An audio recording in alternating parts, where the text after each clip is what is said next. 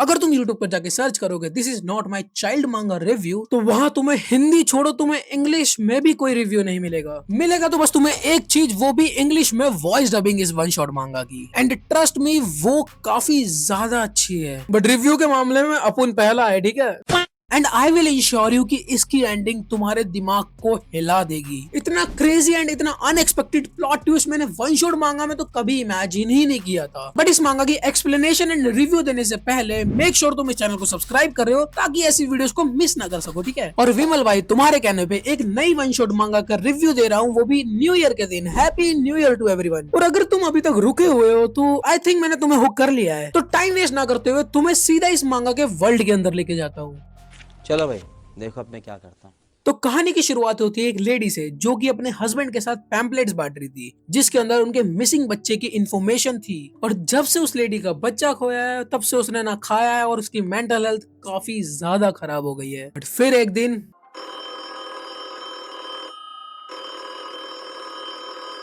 This is Meikawa.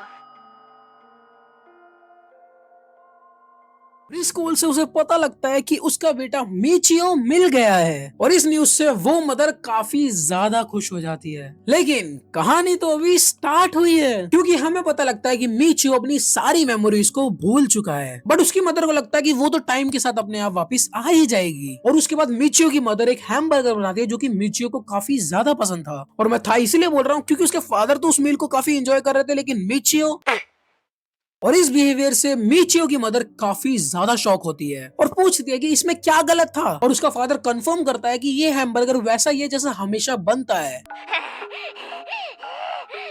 Michio, stop it! Stop it right now! और उसके बाद मीचियो सो जाता है, लेकिन उसकी मदर वहां पे कुछ अलग नोटिस करती है मीचियो के अंदर। और वो था मीचियो के गले पे एक तिल जैसा दाग होना जो कि पहले मीचियो के नहीं था। और इस वजह से उसकी मदर सोचती है कि क्या ये एक्चुअली में मेरा बेटा है। लेकिन वहां मीचियो का फादर बोलता है चल अब सोने चल बकचोद औरत। और नेक्स्ट डे वो एक जू जाते हैं जहां पर वो पहले भी आ चुके हैं। इसलिए मीचू की मदर उससे वहां पूछती है कि क्या तुम्हें इन सब चीजों को देख के कुछ याद आ रहा है। बट मीचू वहां पे गर्दन हिला के बोलता है कि नहीं। जिसके बाद मीचू की मदर काफी ज्यादा गुस्सा हो जाती है और उसके बाद उसका हस्बैंड उसे काम करने की कोशिश करता है, लेकिन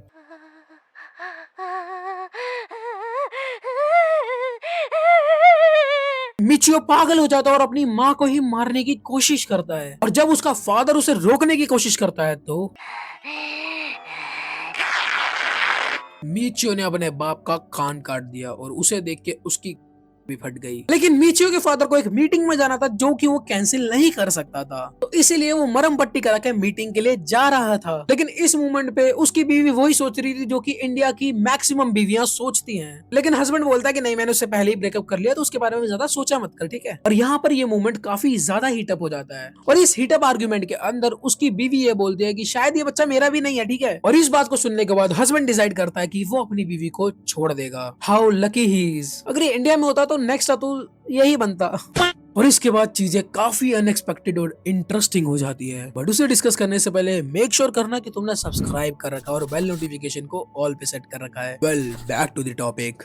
Is that fun for you? Why don't we go out for a drive? Just the two of us, huh? और इसके बाद ये दोनों साथ में बाहर जाते हैं किसी जंगल के एरिया में और उसके बाद ये लोग घर वापिस आते हैं। और घर में मीचो की माँ उसे बोल रही होती है कि इस बार खोना मत, अगर तुम खोए कहीं गए तो मैं ढूंढने नहीं आऊंगी। फिर वो बोलती है I'm sure of it. That child, he is not Michio. जिसके बाद मीचियो बोलता है I want to eat the hamburger. Shut up.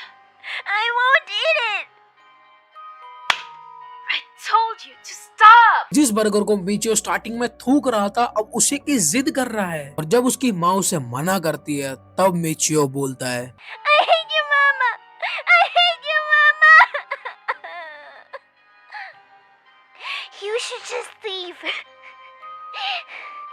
I have a new mama anyways. Papa loves the new mama and I love the new mama too. और गुस्से में आके उसकी माँ अपने ही बेटे को मार देती है। He went to see that bitch.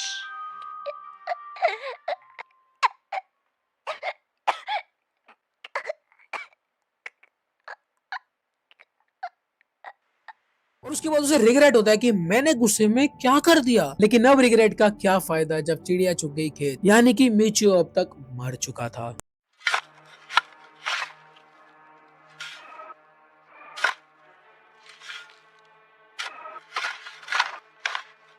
I knew it. He's still here. And उसके बाद हमें पता लगता है कि इसने पहले ही अपने बेटे को मार रखा है, और अब जो इसके सामने मिचियो है उसके बारे में ये सोच रही है कि वो लड़का उसके हस्बैंड के जीएफ का एक प्लान का पार्ट है। एंड हाँ, अभी तक वो बंदा जिंदा है जो कि मिचियो की तरह जी रहा था इसके साथ, और वो कैसे जिंदा बच गया वो तुम्हें अब जल्दी ही पता लगने वाला है। तो इसलिए लाइक कर दो इस वीडियो को। फिर हमें एक अपार्टमेंट का सीन दिखाया जाता है जहाँ पे मिचियो का फादर अपनी जीएफ के साथ मिलकर अपने रेंट निकाल रहा था, जिसके बाद उसकी जीएफ पर्सनल सर्विस देने वाली ही थी कि उतनी देर में I know you're in there. The door opens.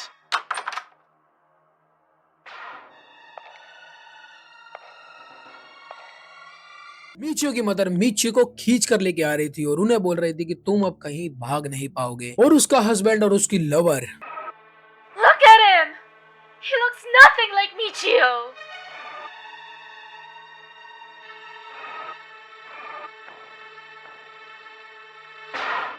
इसके बाद थोड़ा दिमाग लगा के जब चीजों को थोड़ा पीछे लेकर जाएंगे तब हमें पता लगता है कि जो चीजें हमें मिचियो के पर्सपेक्टिव से दिखाई गई थी वो सारी मिचियो की मदर ने की थी, और जो मिचियो हमें दिखाया गया था ना वो उसकी मदर की हेलुसिनेशन था, भ्रम। और पर्सनली मैंने इतनी क्रेजी एंड दिमाग हिला देने वाली स्टोरी मैंने एक वन शॉट में तो एक्सपेक्ट नहीं करी थी। इस मांगा का आर्ट वर्क काफी शार्प एंड क्लीन था, 10 on 10, और काइल दी एवरेज की वॉइस एक्टिंग इस मांगा को 4 चांद लगा देती है। मेक श्योर तुम उनके चैनल को भी चेकआउट कर रहे हो, लिंक इन द डिस्क्रिप्शन। और उसकी स्टोरी इतनी ज्यादा सेक्सी है ना कि मैंने जब पहली बार इसे रीड किया था तो कुछ चीजें मुझे भी समझ नहीं आई थी, लेकिन इतना भी मुश्किल नहीं है इसे समझना। थोड़ा सा दिमाग और सारे सीन्स को कनेक्ट करने के बाद तुम ये स्टोरी समझ जाओगे। In my opinion this was the first one shot manga that has great story and execution, और इस मांगा की मांगा का भी तारीफ के काबिल है। और ये अंडररेटेड जेम इतना अंडररेटेड है कि माय एनिमे लिस्ट के अंदर भी इसका कोई रिव्यू नहीं है। well, तुम लोगों की क्या राय है इसके ऊपर, let me know in comment section. और ये वीडियो कैसी लगी वो भी बताना। और होmies जो भी मेरे साथ पिछले साल साथ थे और जो अब नए जुड़ने वाले हैं सभी को दिल से हैप्पी न्यू ईयर। आशा करता हूँ कि ये साल तुम लोगों के लिए अच्छा हो। वेल इसी के साथ अगर तुम लोगों को वीडियो पसंद आई हो तो वीडियो को लाइक करके चैनल को सब्सक्राइब कर लेना। इस साल के एंड होने से पहले अगर 10K कंप्लीट हो जाते हैं तो मैं अन्य का कॉस्प्ले करूंगा कॉमिक कॉन के अंदर। और ऐसी एक और हॉरर मांगा का रिकमेंडेशन तुम्हारे सामने है, मैं मिलूंगा इसी के अंदर। सायोनारा।